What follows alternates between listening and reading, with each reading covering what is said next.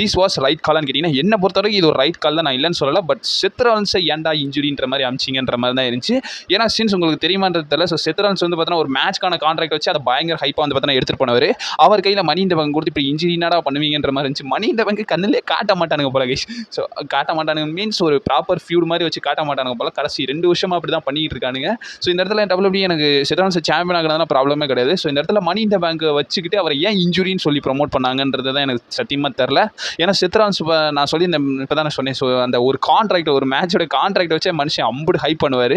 And also mid card டைட்டிலேருந்து ஒரு சின்ன பொருளை வச்சு வந்து பார்த்தீங்கன்னா பயங்கர மார்க்கெட் பண்ணுற செத்ரான்ஸ் கையில் ப்ரீஃப் கேஸ் வச்சுக்கிட்டு அவருக்கு ஏன்டா இன்ஜுரின்னு அமிச்சிங்கன்ற மாதிரி இருந்துச்சு. அது ஒன்று தான் எனக்கு பொறுத்தவரை மைனஸ். மற்றபடி செத்ரான்ஸ் சாம்பியன் ஆனதெல்லாம் ஒரு ரைட் கால் தான் நான் சொல்லுவேன். ஸோ இதை பற்றி உங்களோட ஒப்பீனியன் என்ன? அப்கமிங் செத்ரான்ஸ் வந்து சிஎம் பங்கான ஃபியூட் தான் போக போகுது. குந்தர் வந்து பார்த்தீங்கன்னா செப்பரேட் ஃபியூடில் போவாரான்றது எனக்கு தெரியல. குந்தர் எனக்கு வந்து சாம்பியன்ஷிப் ஃபியூட் இதுக்கப்புறம் வருவாரான்றது பெரிய கொஸ்டின் மாதிரி தான். ஸோ உங்கள் ஒப்பீனியன் என்னன்றதை மறக்காம கமெண்ட் பாக்ஸில் மென்ஷன் பண்ணிவிடுங்க. ஸோ